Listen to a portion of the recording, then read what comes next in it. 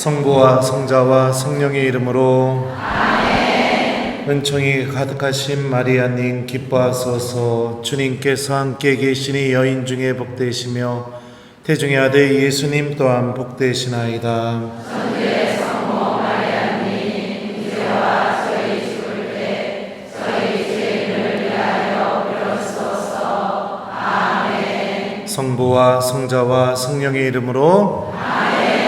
안녕하세요. 김재덕 베드로입니다. 만나서 반갑습니다.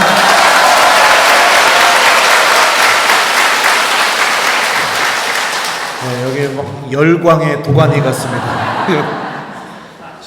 저희 엄마가 남원 사람이에요.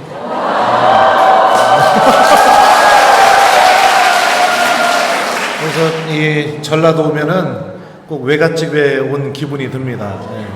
근데 저는 충청도에서 자랐기 때문에 전라도 사투리는 잘 못합니다. 하지만 그리고 하여튼 우리 저기 자매님들 형제님들 보면 꼭 이모 외삼촌 만난 그런 기분이 들어요. 막 대화하다 보면. 지난번에 여기 우리 전주교구 신부님들 사제피정 제가 일주일 동안 피정지도 해줬었거든요. 그때 신부님들하고 이렇게 쉬는 시간에 만나서 대화하고 할 때 전부 다 외삼촌 같은 거예요. 말투가. 그래서 야, 참 여기 전라도는 우리 특히 전주교구 참 고향은 아니면 외갓집 온 것 같다, 그런 느낌이 이렇게 한번 들었었습니다. 우리 주제가 저거죠. 하느님의 자비, 성체신심, 그죠?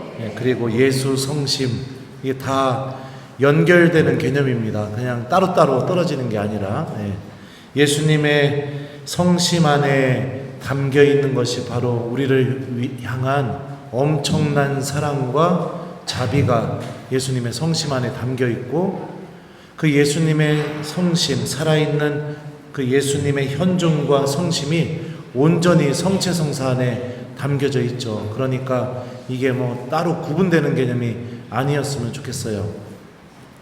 이 히브리 말로 참 저는 그 본당 신부하고 있어요. 본당 신부. 본당 신부하면서 로마에서 8년 동안 성서학을 공부를 하고 왔어요. 그래서 제가 가장 잘하는 강의는 히브리어 성경, 히라버 성경 풀이해 주는 걸 가장 잘합니다. 근데 그래서 이제 신학교에서도 우리 학사님들 성경 가르쳐 주고 있고 그러고 있어요. 오늘도 한 달에 한 번씩 후배 신부님들이 성서 배우고 싶다고 해서 지금 3년째 저희 성당에서 후배 신부님들하고 이렇게 한 달에 한 번씩 성경 공부하는데, 오늘 오후에도 이렇게 같이 성서 공부하고 그러고 이렇게 여기 오게 됐습니다. 근데 저는 하느님 말씀을 묵상하고 그 묵상한 걸 나눠주고 하는 걸 가장 잘하는데, 작년인가 재작년부터 성령쇄신 봉사회 성모님, 그 레지오 마리의 체나콜로 파티마 세계사도제 이런 데서 겁나게 부르는 거예요. 그래서 환장하겠습니다. 아주. 제 전공 분야가 아닌데도 이렇게 부르니까 그냥 막 어떻게든 성서 말씀하고 연결지어서 이렇게 강의를 이렇게 하고 있습니다. 뭔 얘기하다가 여기까지 왔대요? 히브리 말로 자비라는 뜻이 다양한 의미를 갖고 있지만 대표적인 의미 중에 하나가 성실함, 하느님의 성실함을 바라보면서 이 성경은 자비로우신 하느님이시다라고 이렇게 이야기를 합니다. 왜 성실한 게 자비로운가? 살리겠다는 약속을 취소하지 않으시니까. 죄졌어도, 믿음을 버렸어도, 내가 잠시 하느님을 떠났어도 성경 안에 주님께서 약속하셨던 나를 구원하고 나를 살리겠다는 그 하느님의 약속을 단 한 번도 철회하신 적이 없으니까, 그러니까 그럼에도 불구하고 여전히 나는 구원받을 수 있고, 그럼에도 불구하고 여전히 나는 하느님의 눈동자에서 사라져 본 적이 없고, 그렇기 때문에 성서는 이런 하느님의 성실하신 모습을 두면서 자비로우신 분이시다 라고 이렇게 가르치고 있어요. 그러니까 사랑하는 우리 교우 여러분들, 희망을 가지십시오. 희망을 가지시면 돼요. 지금 어떤 상태인지는 저는 모릅니다. 하느님만 아시겠죠. 여러분들과 하느님만 아시겠지만 제일 중요한 것이 무엇이냐? 하느님은 그럼에도 불구하고 나를 포기하신 적이 없다. 네. 나를 반드시 구원하기를 원하신다. 어느 정도로요? 예수님을 희생시킬 만큼, 그만큼 내가 주님께 엄청나게 소중하다. 이게 하느님 자비 개념입니다. 그리고 또 자비라는 이 히브리 말에서 또 다른 뜻이 있는데, 그게 또 어떤 의미가 사용이 되냐면, 우리 자매님들의 자궁을 의미하는 단어가 히브리 말로 자비라는 단어로 쓰여요. 그러면 우리 한번 생각해 보죠. 어머니의 배가 왜 자비일까요? 제가 우리 이거를 이해하고 싶어서 우리 본당 자매님들한테 한번 물어봤었어요. 임신한 거 알게 된 뒤와 임신한 거 알기 전 상태의 변화가, 가장 큰 변화가 무엇입니까? 이렇게 자매님들한테 물어봤더니 자매님들이 하시는 말씀이, 신부님, 임신한 거 알게 된 뒤부터는요, 밥을 먹어도 어디를 가도 내가 어디에 앉아 있어도 온통 하루 종일 생각하는 게 뱃속에 애만 생각하게 되더라고요. 이렇게 자매님들이 얘기하더라고요. 이 질문을 똑같이 형제님들한테 해봤습니다. 네. 내 배우자가 임신하기 전과 내 배우자가 임신한 뒤에 임신한 사실을 알게 되었을 때 가장 큰 변화가 뭡니까? 했더니 형제님들이 뭐라고 한지 알아요? 읍슈. 애가 나와서 그 애를 내 품에 안아봐야, 아이고 내가 이제 아빠구나, 나 잘 살아야겠구나, 이런 생각이 든대요. 네. 그렇다고 하더라고요. 그러면은 우리 한번 생각해 보죠. 뱃속에 아이가 생겼습니다. 어머니의 모태는 그 아이가 생명을 누리는데 필요한 모든 것을 무조건적으로 그냥 다 줍니다. 엄마가 설사 밥을 안 먹었어도, 엄마가 마음이 찢어져도, 엄마가 기뻐도, 외로워도, 공허해도 무조건적으로 그 아이가 손가락 5개, 머리 하나, 그 다음에 다리 2개, 몸통, 이거를 갖춰서 숨을 쉬고 똑바로 말할 수 있고 무엇인가를 배울 수 있고 사랑할 수 있고, 이 모든 것을 무조건적으로 다 내어줍니다. 성경은 이런 어머니의 모태를 바라보면서 하느님의 자비가 이와 같구나. 당신이 하신, 구원하시겠다는 그 성실한 약속을 이루어 주시는 방법이 무엇이냐? 내가 구원받는 데 필요한 모든 은총을 무조건적으로 다 내어주신다.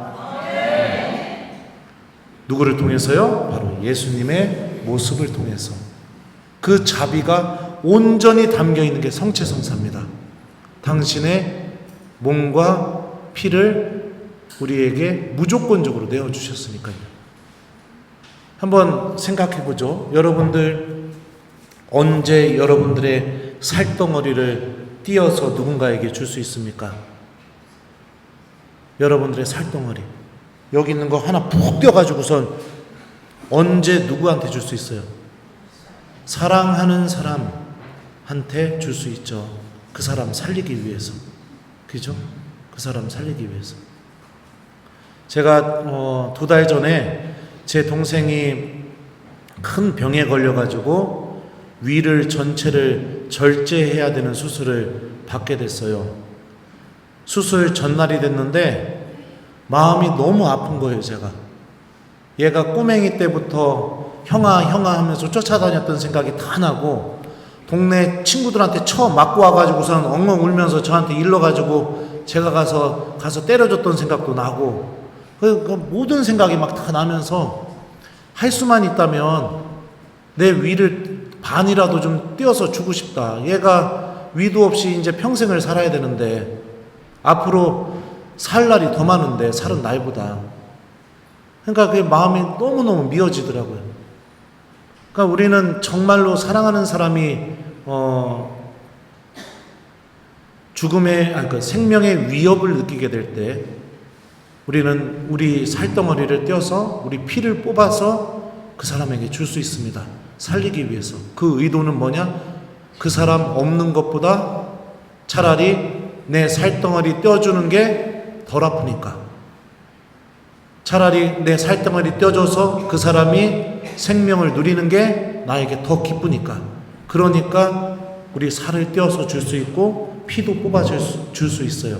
여러분들이 성체 모실 때마다 주님은 고백하는 겁니다. 내 살덩어리 떼어서 줄 정도로 나는 너 겁나게 사랑한다. 네, 너를 살리고 싶다. 네가 없어서는 안 된다. 그런 사랑 고백이 예수님의 성체 안에 다 담겨 있죠. 하느님의 자비는 우리 모두를 향해 있고요. 예외된 사람이 없습니다. 그리고 가장 큰 죄를 저지른 사람에게 하느님은 가장 크게 자비롭게 대해 주십니다.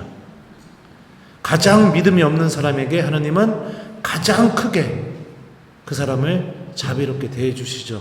그 모습이 예수님의 십자가 장면에서 드러나죠. 당신 오른쪽에 있는 강도가 선생님의 나라에 들어갈 때 저를 기억해 주십시오 라고 청하니까 예수님이 묻지도 따지지도 않고 너는 오늘 나와 함께 낙원에 있을 것이다 라고 이렇게 말씀해 주시죠. 우리가 주님께 돌아서려는 마음, 이거를 회개라고 합니다. 나의 모든 삶의 방향이 하느님께로 돌아서는 거, 회개. 이 회개를 선택하게 될 때 하느님은 당신 자비와 사랑으로 우리들을 받아주시고, 우리가 그럼에도 불구하고 나 같은 사람도 하느님 나라에서 배제되어 있지 않고 하느님의 구원의 여전히 주인공이라는 것을 주님께서는 우리에게 반드시 알려주십니다. 우리 한번 예수님의 성심에 대해서 한번 생각해 봤으면 좋겠습니다. 예수님의 십자가 장면을 한번 기억해 보죠.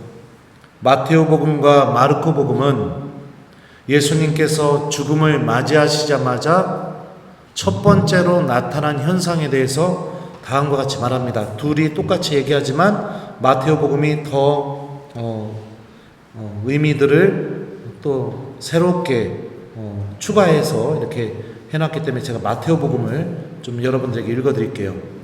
예수님께서는 다시 큰 소리를 외치시고 나서 숨을 거두셨다. 그러자 성전 휘장이 위에서 아래까지 두 갈래로 찢어졌다. 땅이 흔들리고 바위들이 갈라졌다. 무덤이 열리고 잠자던 많은 성도들의 몸이 되살아났다. 예수님께서 다시 살아나신 다음 그들은 무덤에서 나와 거룩한 도성에 들어가 많은 이들에게 나타났다. 예수님의 십자가 앞에 있었던 사람들은요, 어떤 마음을 갖고 있었을까요? 죽이고 싶은 마음. 죽이고 싶은 마음. 그리고 미워하는 마음. 미워하는 게 아니라 증오하는 마음이죠. 비아냥거리는 마음. 단죄하고 심판하는 마음. 사람이 악해질 수 있는 모든 모습을 예수님 십자가 아래에서 다 보여줍니다. 그런데 하느님께서는 예수님의 죽음으로 어떤 일을 일으키시느냐? 성전 휘장이 위에서 아래까지 쫙 찢어지게 됩니다. 그게 뭐냐? 성전 휘장은 여러분들 지성소를 가리고 있었던 그런 커튼이라고 보시면 됩니다. 성전 휘장이 위에서 아래까지 쫙 찢어졌다는 건 어떤 것을 의미할까요? 누구나 거룩함으로 나아갈 수 있다. 다시 말하면 죽이고 미워하고 심판하고 단죄하고 비아냥거리고 험담하고 사람이 보일 수 있는 모든 악을 다 드러내고 있는 그 순간에 하느님께서는 예수님의 죽음을 통해서 그 죄인들에게, 악인들에게 어떤 일을 하셨느냐? 천국문을 활짝 열어놓으셨습니다. 그러니까 그 다음에 성전 휘장이 찢어진 다음에 어떤 일이 벌어져요? 잠자던 성도들의 몸이 되살아나고, 그죠? 무덤에서 영혼들이 나와서 거룩한 도성에 들어가 많은 이들에게 나타났다. 하느님 나라가 열리게 되었다는 것을 이 공간복음을 이렇게 표현을 하죠. 루카복음도 아까 여러분들에게 말씀드렸던 것처럼 예수님의 죽음 직전에 예수님께서는 강도에게 너는 오늘 나와 함께 낙원에 있을 것이다, 이렇게 말씀하셔요. 그러니까 그 죄인들 앞에서 보여주시는 거죠. 회개하는 삶을 선택하면 그 순간부터 하느님 나라가 그 사람에게 열리게 된다는 것을 명확하게 보여줍니다. 요한복음도 볼까요? 우리 주님 예수님 성심 대축일 그때 읽혀졌던 복음인데요. 군사 하나가 창으로 그분 옆구리를 찔렀다. 그러자 곧 피와 물이 흘러나왔다 라고 이렇게 표현합니다. 많은 성서학자들과 교부들은 예수님의 옆구리에서 나온 물이 성체성사를 상징한다고 그렇게 설명을 해줍니다. 세례성사를 상징한다고 설명을 해줘요. 피는 성체성사를 상징한다고 가르칩니다. 그러면 한번 생각해보죠. 죄인들 앞에서, 악인들 앞에서 예수님께서는 세례성사와 성체성사가 당신 옆구리에서 나오게 해주셨습니다. 세례성사의 가장 큰 은총이 뭘까요, 여러분들? 내가 세례받게 되면 세례받기 이전에 지었던 모든 죄가 묻지도 따지지도 않고 다 씻겨지죠. 용서받게 되죠. 그것만 있는 게 아니죠. 어떻게 되죠? 내가 하느님의 자녀가 되죠. 그리고 성체성사는 우리가 영원한 생명을 얻을 수 있는 생명의 양식이죠. 나를 살리기 위한 예수님의 모든 사랑이 다 담겨져 있죠. 성체성사 안에. 그러니까 종합을 해보면 당신 앞에서 찌르고 욕하고 죽이고 때리고 비아냥거리고 단죄하고 험담하고 그런 사람들에게 예수님은 당신 죽음으로 천국문을 열어놓고 그 죄인들을 다 씻어줄 수 있는 세례성사를 제정하시고 그 죄인들이 생명을 누릴 수 있는 성체성사를 또 제정하시고 그리고 그 죄인들에게 너는 오늘 정녕 나와 함께 낙원에 있을 것이다, 이렇게 하고 계세요. 왜 그러실까요, 예수님? 도대체 왜 그러실까요? 저 같으면 어떻게 할 거냐? 죽은 다음에 1초, 2초, 3초 되면 이제 3초 만에 부활해가지고선 나타나갖고 십자가 뽑아서 걔네들 머리 다 때릴 것 같은 거예요. 네? 왜 그럴까요, 예수님 도대체? 왜 그럴까요? 여러분들 괴롭히고 상처 준 사람 다 씻겨서 죄 하나도 없는 사람 만들어주고 싶어요? 저는 신학교 입학했을 때 군대 가기 전까지 어떻게 했냐면 누가 저한테 상처 주는 말을 하거나 저한테 못되게 굴거나 혼내거나 하면은 어떻게 했냐면 노트 하나에다가 몇 년, 몇 월, 며칠 한 다음에 그 신학생 이름 적어놓고 그 신학생이 했던 말과 행동 다 적어놨어요. 다 적어놨어요. 왜 적어놨을까요? 네? 안 잊어버리려고. 안 잊어버렸다가 그 신학생이 그 동기든 선배가 됐든지 간에 제가 했던 것과 똑같은 실수를 하면은 그 사람이 했던 말을 그대로 내가 되돌려 주려고. 그래서 막 다 적어놨거든요. 그러다가 이제 좀 어느 순간 잊어버리고선 다시 그 나한테 좀 못된 말 했던 그 신학생하고 막 친해지다가 어느 날 우연치 않게 그 노트 꺼내서 읽어보면 아 얘가 맞아. 나한테 이런 짓을 했었는데 내가 얘랑 이렇게 친하게 지내면 안 되죠. 우선 그 다음날부터 다시 인사 안 하고 막.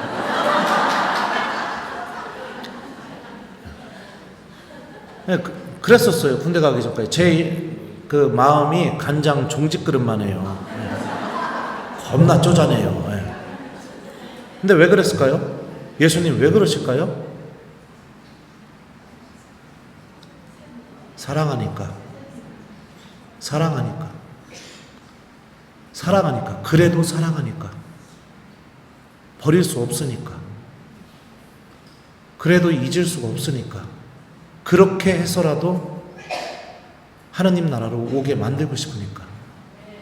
이게 여러분들 예수님의 거룩한 마음, 성심이라고 부릅니다. 그분은 상처받으셨고 그분은 우리를 위해서 아파하고 계시지만 그럼에도 불구하고 우리를 사랑하고 계시는 그 마음, 그 거룩한 마음, 이게 바로 성심이죠. 예수 성심 대축일 일독서에 호세아 예언자가 이렇게 말했었어요. 에프라임아, 내가 어찌 너를 내버리겠느냐? 이스라엘아, 내가 어찌 너를 저버리겠느냐? 내 마음이 미어지고 연민이 북받쳐 오른다. 나는 타오르는 내 분노대로 행동하지 않고 에프라임을 다시는 멸망시키지 않으리라. 나는 사람이 아니라 하느님이다. 또 이사야 예언서에 보면 이런 말씀도 있죠. 이 말씀은 여러분들이 잘 아시는 말씀 같아요. 그런데 시온은 주님께서 나를 버리셨다. 나의 주님께서 나를 잊으셨다 하고 말하였지. 여인이 제 젖먹이를 잊을 수 있느냐? 제 몸에서 난 아기를 가엾이 여기지 않을 수 있느냐? 설령 여인들은 잊는다 하더라도 나는 너를 잊지 않는다. 보라, 나는 너를 내 손바닥에 새겼고 너의 성벽은 늘 내 앞에 있다. 하느님이 어떻게까지 말씀하시느냐? 손바닥에 새겼대요. 손바닥에. 이게 어떤 의미일까요?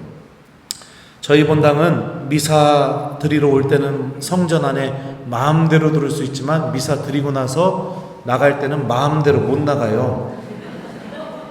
왜냐하면 제가 성당 나가는 입구에 서서 나오는 교우들 한 사람 한 사람 악수하면서 자매님 오늘 복음 말씀 뭡니까? 이렇게 물어봐요. 대답 못하면 못 나가요. 대답 못하면 못 나간다고. 그거에 대해서는 뭐 나중에 기회가 되면 또 얘기해주고 싶어요. 그렇게 했더니 어느 날 영성체를 해주는데 우리 할머니들 손바닥에 뭐가 막 적혀있는 거예요. 그 성체를 내려주면서 뭔가 하고 봤더니 그날 복음 말씀이 여기 적혀있는 거예요. 왜 여기다 적어놨을까요? 안 잊어버리려고. 손바닥에 뭐를 적어놓는다는 거는요, 절대로 잊어버리지 않기 위해서 적어놔요, 사람이. 여러분들 이름이 하느님 손바닥에 다 적혀 있다고요. 네. 이게 주님께서 예수님을 통해서 우리에게 보여주신 하느님의 엄청난 사랑이죠. 그래서 바오로 사도가 이렇게 말하죠. 무엇이 우리를 그리스도의 사랑에서 갈라놓을 수 있겠습니까? 나는 확신합니다. 저 깊은 것도, 저 높은 것도, 권세도 천사도, 이 세상의 그 어떤 것도 우리 주 예수 그리스도에게서 드러난 하느님의 사랑에서 우리를 떼어놓을 수 없습니다. 그렇게 바오로가 우리에게 이야기하죠. 사랑하는 교우 여러분들, 우리는 이 사랑의 주인공입니다. 절대로 포기하지 않는 이 하느님 사랑의 주인공이에요. 저는 신학교 두 군데에서 학사님들에게 성경을 가르치고 있어요. 대전신학교랑 수원신학교에서. 그래서 가르치는 과목은 히라보, 그 다음에 요한복음, 바오로서간, 그다음에 신약인문 이렇게 4과목을 가르치고 있습니다. 그러니까 환장할 것 같아요. 아주 그냥. 화요일은 대전신학교 강의 나가는 날, 금요일은 수원신학교 강의 나가는 날, 그리고 특강은 보통 수요일 저녁이나 금요일 저녁 이렇게만 나가요. 근데 토요일 오전에도 나갔었는데 이제 안 나가요. 힘들어서 죽을 것 같아가지고. 저도 1학년, 2학년 때 신학교요. 1학년, 2학년 때 공부 무진장 못했었거든요. 무진장 못했었어요. 신학교 입학할 때부터 저는 굉장히 띨띨한 사람이었습니다. 제가 대학 수학능력시험 외국어 영역 80점 만점 중에 8점 맞은 사람이에요. 8점. 네. 그럼 말 다 한 거죠. 신학교 입학할 때 입학식, 입학미사 전날 총장신부님이 저보다 더 시골에서 입학한 애를 총장실로 부르시는 거예요. 그래가지고 둘이 총장실에 가면서 제가 걔한테 물어봤죠. 야, 우리 왜 부르냐? 그랬더니 그러게 말이요. 왜 부르지? 잘못한 것도 없는데 왜 부르지? 그랬더니 그러게 말이요. 환장하겠네. 왜 부르는 거요? 그랬더니 그 친구가 그러는 거예요. 야, 씨, 내일 입학미사 때 너랑 나랑 대표로 뭐 하나 보다, 야! 그래갖고, 야, 진짜! 막 이러고선 갔거든요. 갔더니 총장 신부님이 그러시는 겁니다. 저보다 더 시골에서 입학한 애한테 너는 대전신학교 꼴등. 김재덕이 너는 그 다음. 니네 둘은 띨띨한데 성소가 있는 것 같아서 신학교를 합격시켜줬으니까 내일 입학미사하면 정식으로 신학생 되니까 내일부터 감사하는 마음 갖고 사고치지 말고 열심히 살아. 나가 이놈들아! 이러고 혼났어요. 그러면서 신학교를 시작했거든요. 근데 저는 그때 한 3주인가 지나고 나서 신학교를 그만두려고 했어요. 1학년 때. 왜 그랬냐면 새벽 6시부터 기도하래요. 이게 말이 안 되거든요. 그 시간은 자야 되는 시간이지 기도해야 되는 시간이 아니거든요. 저한테는. 고등학교 갓 졸업한 아이한테는 그래요. 그리고 그 시간에 성전에 앉혀놓고 기도하라고 하니까 기도를 어떻게 하겠어요? 자죠. 자다가 꿈꿔갖고 소리도 질러봤어요. 그런 적이 한두 번이 아니에요. 신부님 강론하시는데 여러분들 복음 들으실 때 다 서서 듣죠? 이렇게 기도선하고 복음 들을 때 서서 듣잖아요. 저는 복음 듣다 졸아가지고 신부님 강론이 시작됐는데도 혼자 기도선하고 계속 서 있었어요. 조느냐고. 신부님이 강론을 하시다가 얘가 안 앉으니까 중간에 이러시는 거예요. 김재덕 자리에 앉아. 복음 끝났어. 자리에 앉아. 그러면은 아침에 미사 끝나고 나면 불려가서 또 뒤지게 혼나고, 그 다음날도 또 며칠 지나다가 또 졸아가지고 또 비명 질러가지고 또 불려가서 뒤지게 혼나고, 그리고 토요일마다 저희는 영성관이라고 따로 살았었는데 토요일마다 기도를 어떻게 했는지 그 기도 나눔을 하는 시간이 있어요. 근데 맨날 졸았으니 기도 나눔을 할 게 뭐가 있어요. 내가 난 잤어, 난 졸았어, 난 잤어 그러지. 공부는 띨띨해가지고 뭐라고 얘기하는지 하나도 모르겠지. 환장하겠더라고요. 그래서 마음을 먹고 그만둬야겠다 이렇게 마음을 먹으니까 개가 짖을 때 멍멍멍 하는 소리가 나가 이렇게 들리는 거예요. 그냥 아주 그냥. 그래, 개도 나보고 나가라고 하는데 다 때려쳐야겠다 이렇게 마음을 먹었었는데 억울하더라고요. 나가면은 재수해야지.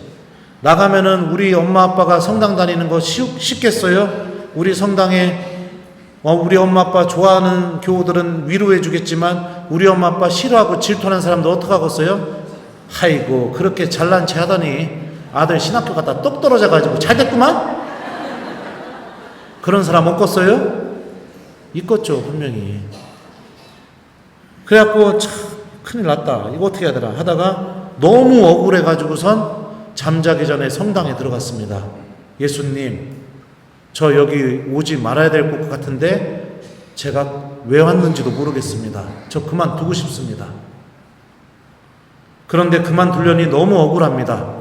지금부터 시간을 5분만 드리겠습니다. 5분 안에 십자가 팔 한 번만 흔들어 주세요. 그게 힘들다면 다리라도 한번 흔들어 주세요. 그러면 제가 당신이 살아계시다는 걸 믿고 사제가 되겠습니다. 지금부터 5분 시작합니다. 그리고서 진짜 그러고 성체조배를 시작한 거예요. 혼자서 성당에서. 그 1학년 고등학교 갓 졸업한 아이가 뭐 성체조배니 뭐니 그걸 어떻게 알겠어요. 맨날 졸고 그랬는데 시계 딱 보고 5분 지나자마자 곧바로 벌떡 일어나서 시간도 더 안 들였어요. 하느님한테. 그럴 줄 알았습니다. 이거 딱 나가버렸어요. 이거를 2달 동안 매일 했어요. 매일 5분이지만 매일. 그러다가 학기가 끝날 때쯤에 그럴 줄 알았습니다 하고서 벌떡 일어나서 나가는데 자기 생각이 자기에게 말하는 경우 있죠? 그것과 아주 비슷한 경우인데 너무 달라요. 아주 또박또박 분명하게 제가 의도하지 않은 말이 들리더라고요. 조금만 더 있다 가주겠니? 그리고선 성당 자리에 앉아서 얼마나 눈물을 흘렸나 모릅니다. 그리고 나니까 기도하고 싶어지더라고요. 그러고 나니까 하느님에 대해서 궁금해져서 공부하고 싶어지더라고요.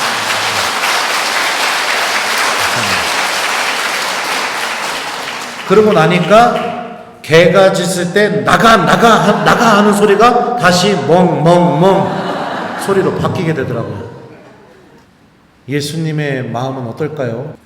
그렇게 갈등하고 고민하고 남들보다 더 부족하고 처지고 우리를 한결같이 성실하게 사랑하고 계시고 우리가 구원받는 데 필요한 모든 은총을 주는 그 하느님의 자비의 마음이 담겨있는 그 예수님의 마음, 그 거룩한 성심은 도대체 어떨까요? 그럼 왜 우리는 그런 예수님의 성심을 못 느낄까요? 왜 못 느낄까요? 내가 관심이 없기 때문입니다. 그게 나한테 중요하지가 않기 때문이에요. 그 예수님의 그 마음이 나한테 소중하지가 않기 때문입니다. 그러기 때문에 느껴지지도 않고 하나도 내가 체험되지도 않는 겁니다. 그걸 어떻게 알 수 있느냐? 내가 성체 앞에 몇 번이나 머무르는 사람인지를 살펴보면 알 수가 있어요. 예수님 보고 싶어서 내가 한 달 중에 몇 번이나 성체 앞에 가서 앉아서 주님과 대화를 나누는지 나의 지난 한 달을 바라보면 내가 예수님의 이 거룩한 성심, 나를 죽도록 사랑하시는 이 예수님의 이 사랑을 내가 어떻게 대하는지를 스스로가 알 수 있다고요. 아무리 사랑하고 아무리 좋아한다고 얘기하면 뭐합니까? 나한테 그게 의미가 없는데, 그게 나한테 별 중요하지가 않는데. 그렇기 때문에 이 예수님의 성심은 오늘도 감실 안에 계시면서 오늘도 상처받고 계십니다. 오늘도 우리들의 무관심과 외면 속에서 상처받고 계시는 거죠. 그러면서도 끊임없이 이 감실 안에서 그럼에도 불구하고 나는 너를 잊지 않고 있다고 우리에게 말씀을 건네고 계시죠.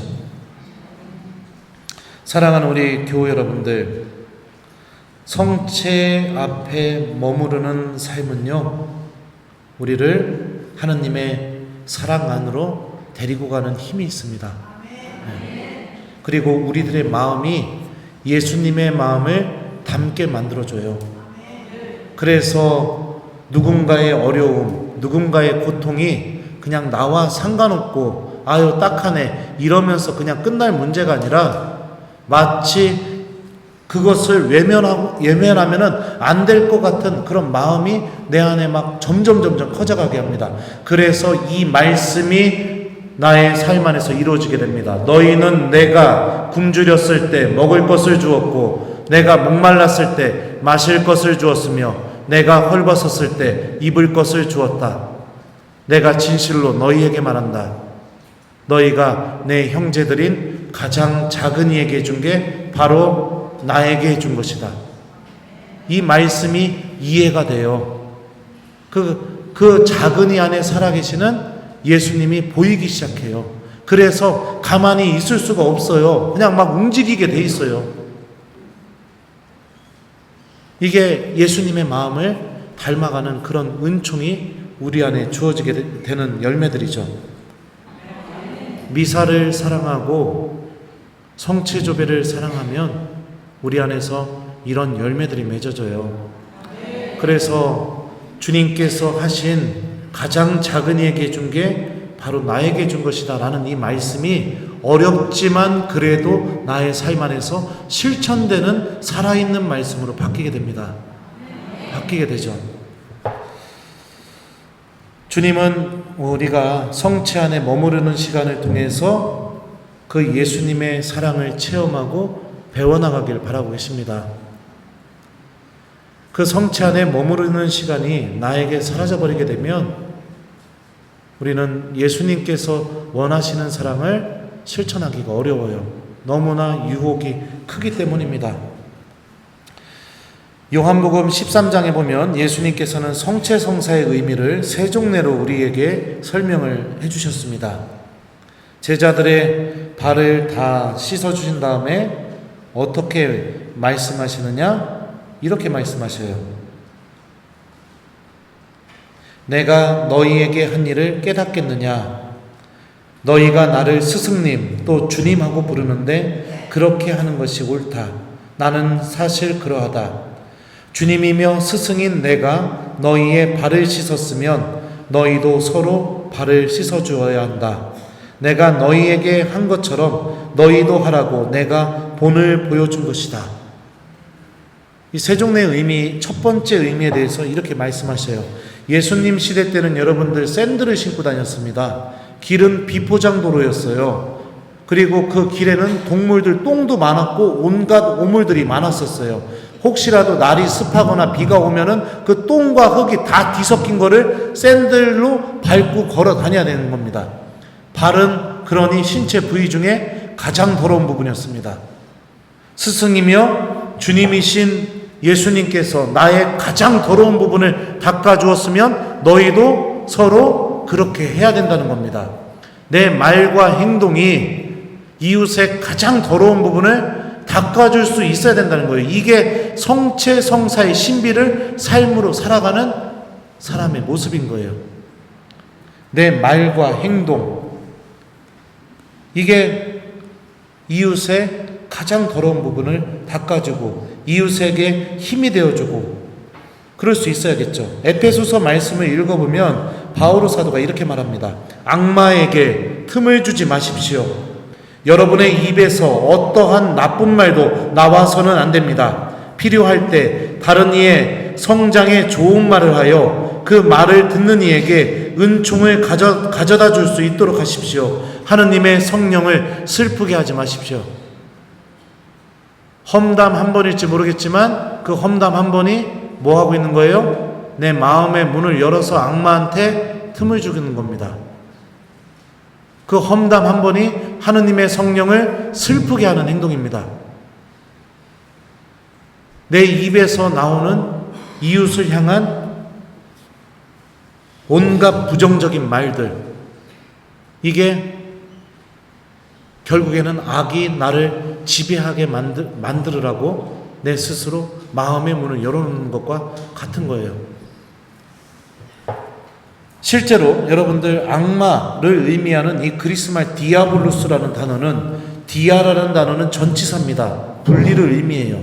어떤 것으로부터 떨어져 나가는 것을 의미합니다. 볼루스라는 단어는 그리스말 발로 집어 던지다 라는 동사에서 온 말입니다. 그러니까 어원적인 의미가 뭐냐면 어디 붙어있던 것을 거기서 떼어내서 이것으로부터 완전히 분리되게 집어 던져버리는 게, 이게 악마, 디아블로스라는 단어가 어원적으로 갖고 있는 의미예요. 그리고 디아블로스라는 이 단어의 사전적인 의미가 뭐냐면요, 험담하는 자, 비방하는 자, 이게 악마라는 단어가 갖고 있는 사전적인 의미입니다.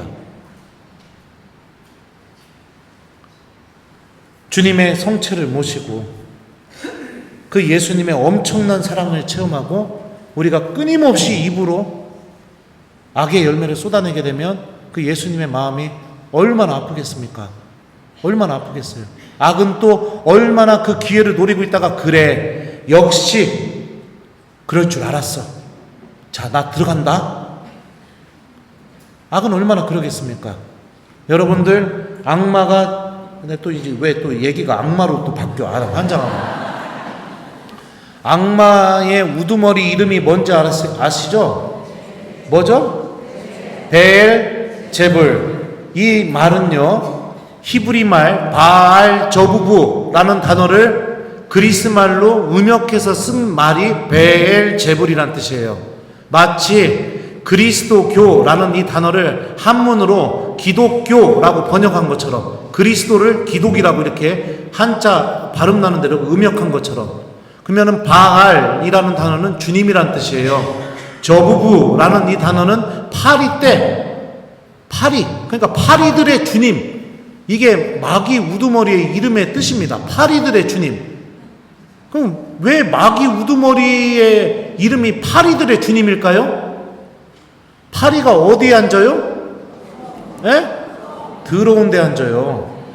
더러운 데 앉는데 손으로 파리를 탁 치면 파리가 어떡합니까? 날아가죠? 날아갔다가 다시 어디에 앉아요? 거기 더러운 데 다시 앉아요. 이게 마귀 우두머리가 일으키는 힘이에요.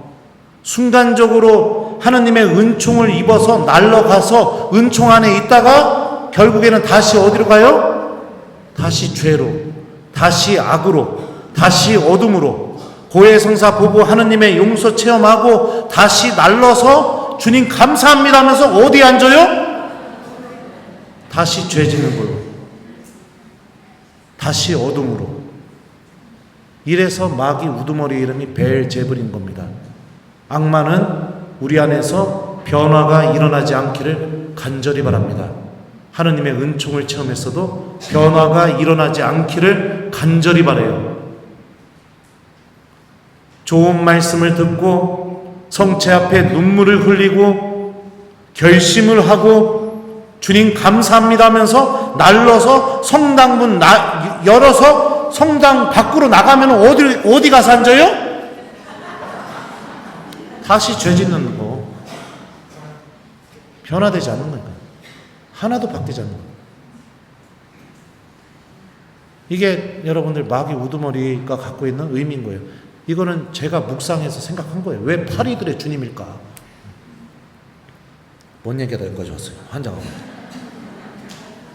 그 험담이 여러분들 우리 안에서 변화가 일어나지 않게 만드는 악의 도구인 거예요. 끊임없이.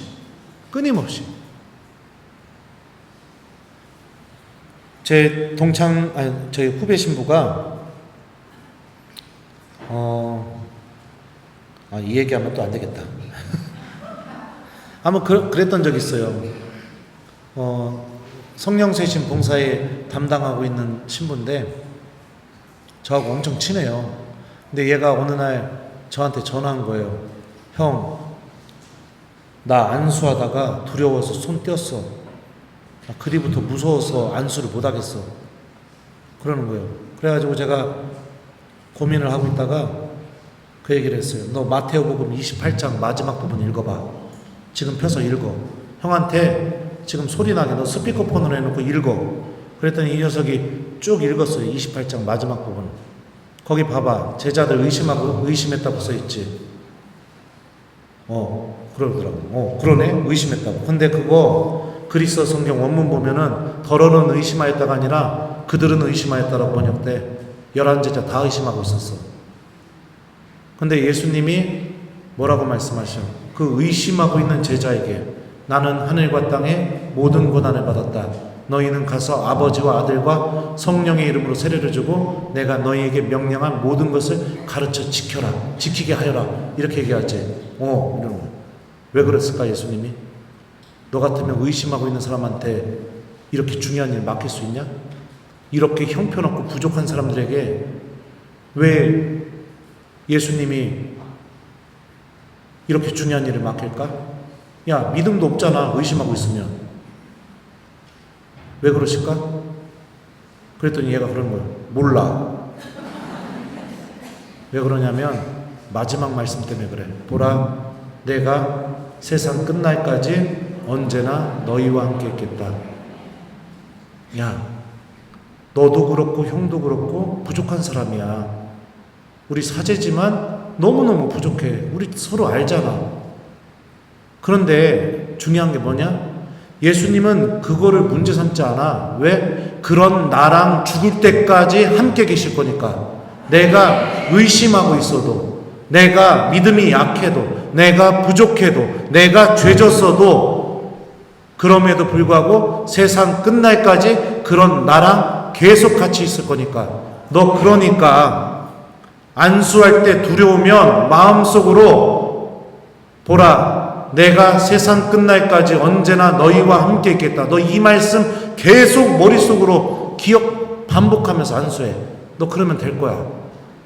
그랬더니 형 고마워. 예언자 같아. 이러는 거야. 예언자 같은 소리 하고 있네. 형이 기도해 줄 테니까 힘내. 그랬더니 형 고마워. 이러고 전화를 끊었어요.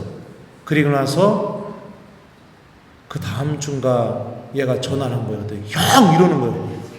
왜? 그랬더니 고맙다 고마워. 나 말씀이 이렇게 큰 힘을 갖고 있는지 몰랐다고. 왜? 그랬더니 안수할 때 두려웠는데 제가 했던 말이 생각나서 마음속으로 보라, 세상 끝날까지 내가 언제나 너희와 함께 있겠다. 이 말씀을 계속 머릿속으로 되새겼대요. 그러면서 안수를 하니까 마음이 편안해지기 시작하더니 마지막 사람 안수하면서 손을 딱 떼는 순간 이 성경 말씀이 생각났던 겁니다. 내가 세상을 이겼다.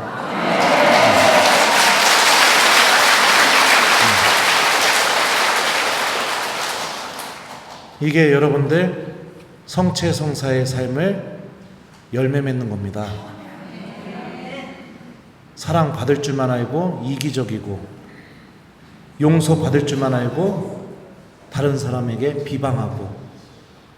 예수님이 나만 사랑할까요? 다 사랑하시죠. 다 죽도록 사랑하시죠. 예수님은 성체성사의 신비를 통해 당신의 이 사랑에 내가 동참하길 바라는데 나는 나만 사랑받을 줄 알고 나만 용서받을 줄 알고 나만 하느님 앞에서 매달릴 줄 알고 그래 놓고선 그 은총 다 얻은 다음에 어떻게 해요? 입 싹 닫고 그리고선 너무나 이기적으로 살면 결국에는 그 성체성사 안에 담겨있는 예수님의 사랑이 우리 안에서 열매를 맺을 수가 없는 거죠. 열매를 맺을 수가 없는 거죠. 항상 이웃들에게 우리가 도움이 되고 힘이 되어주는 그런 사람이 되는 게 예수님 때문에, 다른 게 아니라 예수님 때문에. 그런 게 정말로 주님께서 바라시는 거죠. 제가 한 번은 또 제가 사제가 되고 나서 저희 아버지가 한 달도 안 돼서 뇌출혈로 쓰러지셨어요. 그래서 그때 친하게 지냈던 선배 신부님이 병원 사모가고 계셨는데 환우들하고 천미사 해달라고 해서 그 환우들하고 천미사하고 돌아가는 길에 전화를 받은 거예요. 동생한테 아버지 쓰러지셔서 지금 병원으로 모시고 있다고, 의식이 없다고, 돌아가실지도 모른다고 한다고. 그 소리 들으니까 막 하늘이 무너질 것 같더라고요. 그래서 제가 제 동창 신부한테, 대표한테 전화를 했죠. 우리 아버지 쓰러지셨는데 의식이 없다고 하니까 이따 저녁 미사 할 때 좀 동창들한테 알려줘서 생미사 좀 부탁해. 그리고선 병원에 가 있었어요. 그래서 이제 중환자실 앞에서 이제 그냥 계속 기다리고 있는데 제 동창 신부 중에 한 명이 시골에서 보좌 신부로 부임받았던 신부가 있었는데 그 신부는 차도 없었어요. 네. 그랬는데 저녁 미사 끝나고 농협에 가서 그 ATM기에서 자기 있는 돈을 다 뽑아가지고 그 시골에서 택시를 타고 1시간 반 동안 그 택시를 타고 대전까지 온 거예요. 와가지고 저를 찾은 거죠. 그래서 저는 이제 중환자실 앞에서 이러고 있는데 뒤에서 누가 불러요. 제도가! 이러고 부르는 거예요. 밤늦은 시간인데. 누구야? 뭐 봤더니 제도가! 이러더니 손을 딱 이러는 거예요. 너 웬일이야? 그랬더니 막 이렇게 오더니 갑자기 종이봉투를 하나 제 손에다 쥐어주면서 이러는 거예요. 너 돈 없지? 이걸로 병원비에. 그 아버지 안 돌아가실 거요. 내가 오늘부터 죽도록 기도할게. 나 갈게. 이러고선 그 택시 타고 갔어요, 걔가. 생각을 해보세요.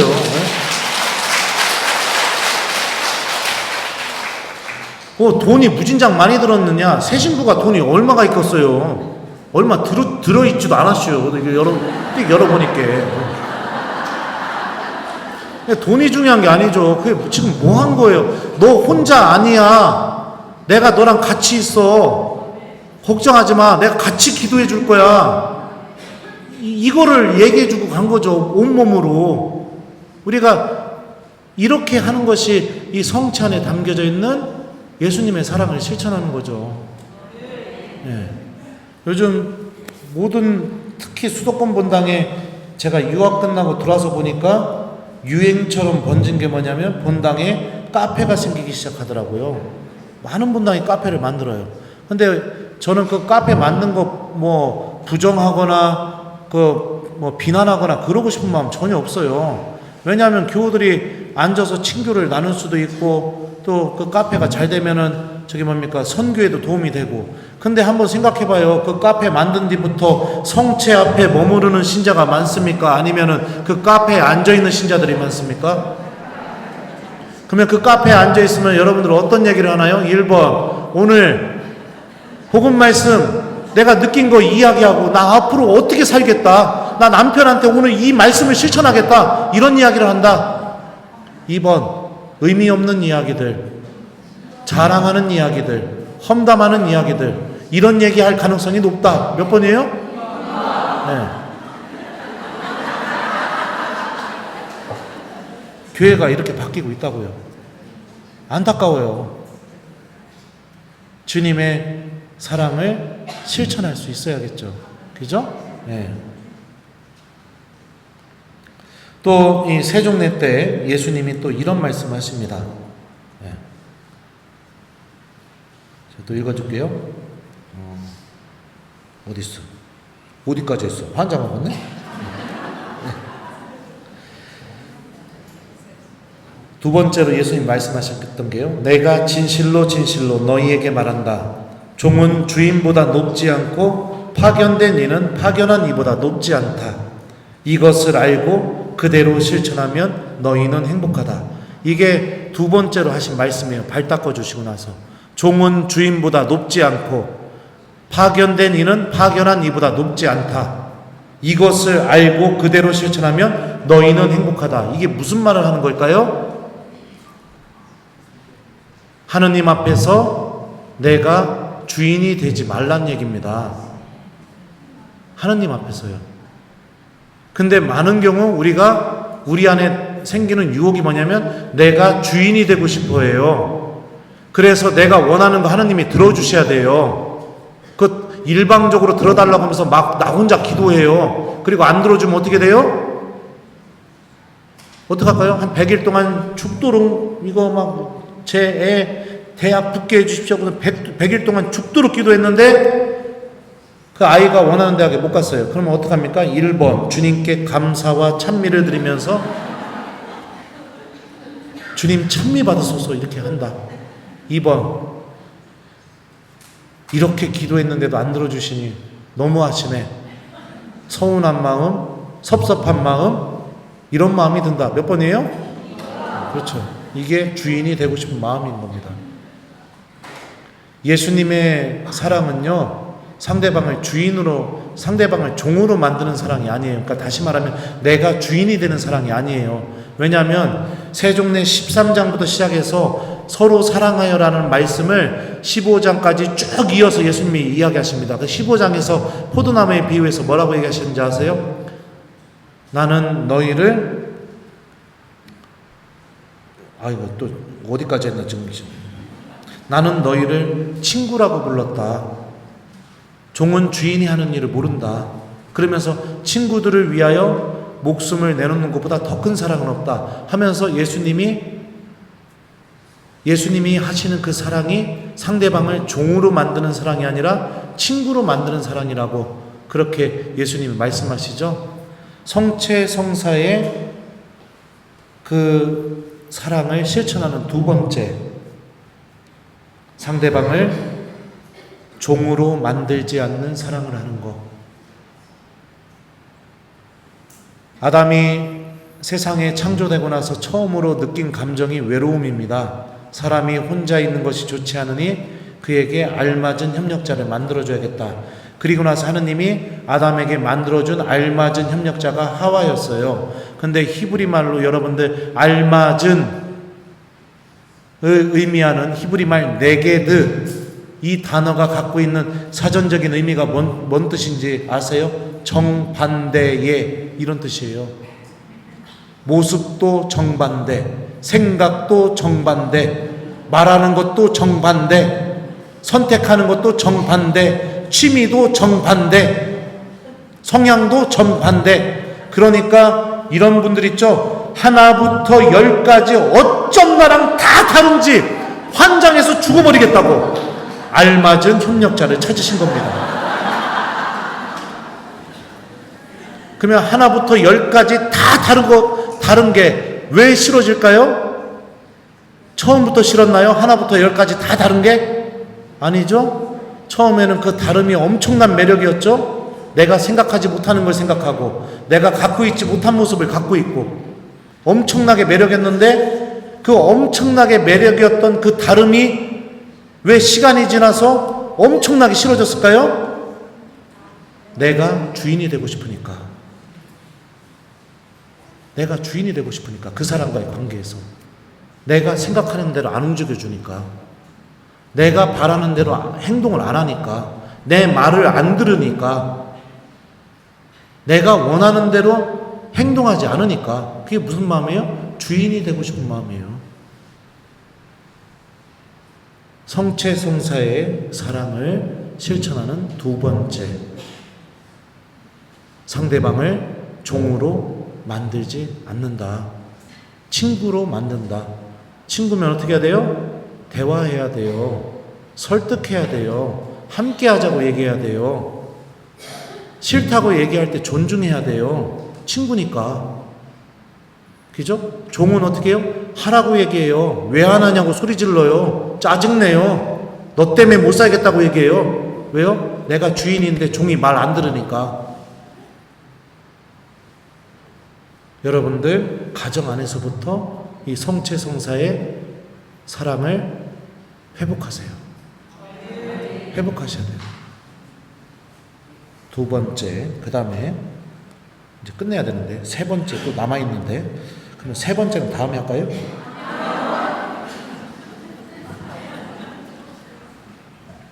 자, 그리고 나서 요한복음 13장에서 예수님이 이렇게 말씀하십니다. 내가 너희에게 새 계명을 준다. 서로 사랑하여라. 내가 너희를 사랑한 것처럼 너희도 서로 사랑하여라. 너희가 서로 사랑하면 모든 사람이 그것을 보고 너희가 내 제자라는 것을 알게 될 것이다.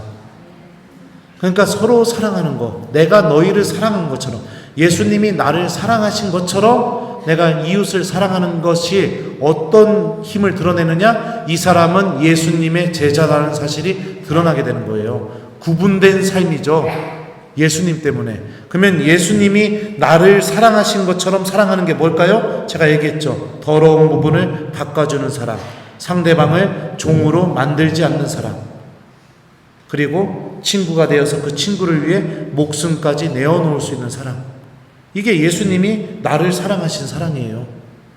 이거를 내가 이웃들에게 실천하게 될 때 나는 예수님의 제자, 예수님을 따라가는 사람, 예수님께 속해 있는 사람, 다른 사람들과 구분되는 예수님의 사람, 예수님의 친구가 된다는 거죠. 네. 이게 예수님께서 우리에게 세종례 때 성체성사의 이 사랑을 말씀하신 거죠.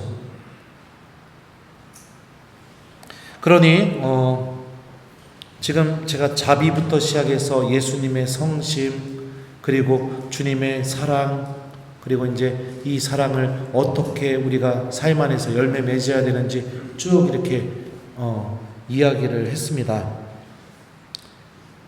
여러분들 이거요, 노력해서는 안 돼요. 베엘제불을 잊지 마세요. 날아가서 은총 얻고 다시 어디 앉는다고요? 네, 그 더러웠던데, 죄 있는데 다시 앉아요. 내가 이거를 정말로 할 수 있는 사람이 되려면 어떻게 해야 되느냐? 내가 먼저 예수님께 사랑받고 있다는 걸 체험해야 돼요. 그리고 나도 예수님을 사랑하는 사람이 돼야 돼요. 그러면은 여러분들, 내가 예수님을 사랑하려면 어떻게 해야 될까요? 자주 만나면 돼요. 여러분들 배우자 사랑했을 때처럼 자주 만나다 보면 어떤 일이 벌어지느냐? 이렇게 뭉태기로 자주 만나다가 누군가가 눈에 딱 들어오기 시작합니다. 그러면 어떤 마음이 들까요? 수단과 방법을 가리지 않고 저 사람만 따로 만나고 싶어요. 따로 만나다 보면 어떻게 돼요? 좋아하게 돼요. 좋아하다 보면 어떻게 돼요? 사랑하게 돼요. 우리는 누구를 사랑하는 방법 다 알고 있어요. 근데 유독 이 방법을 하느님한테 안 써먹어요. 뭉태기로는 만나는데 따로 안 만나요, 하느님을.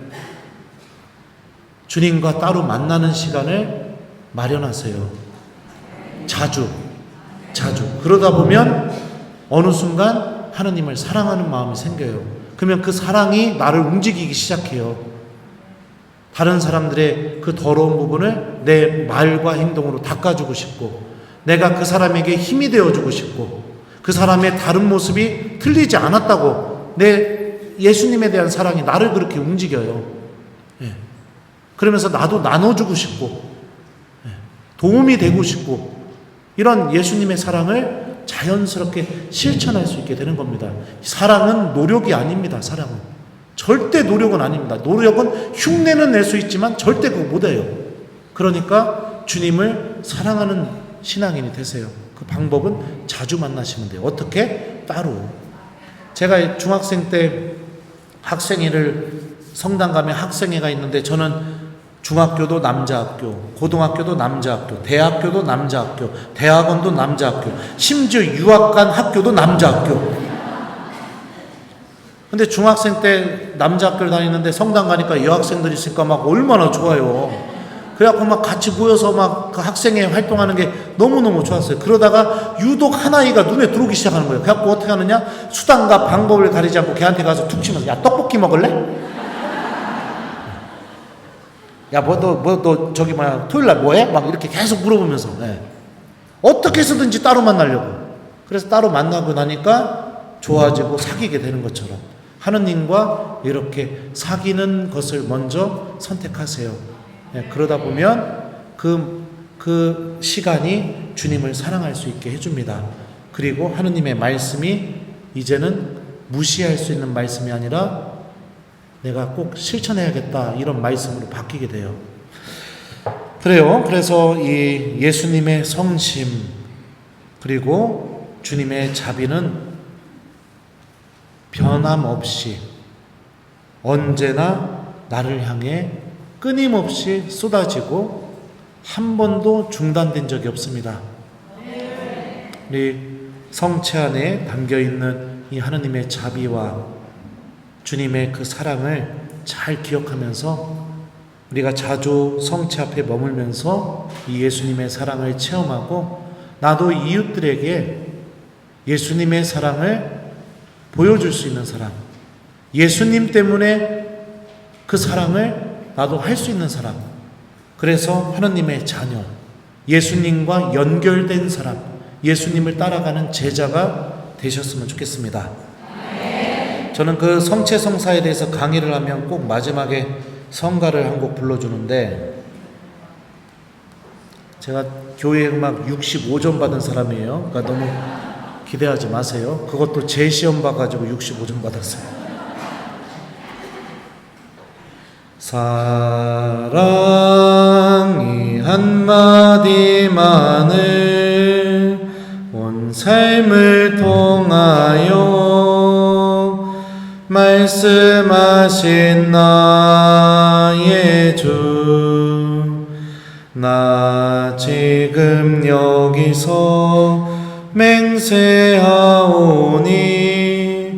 나도 그 삶을 따라 살리라. 내 마음을 다하고 목숨을 다하여 주님이신 하느님을 사랑하여라. 또한 내가 너희를 사랑한 것처럼 너희도 서로 사랑하여라.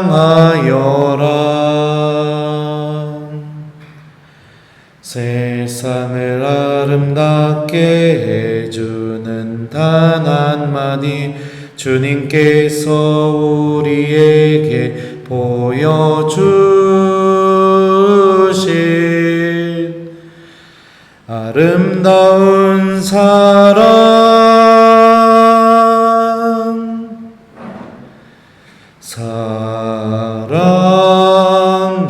한마디만을 온 삶을 통하여 말씀하신 나의 주, 나 지금 여기서 맹세하오니 나도 그 삶을 따라 살리라.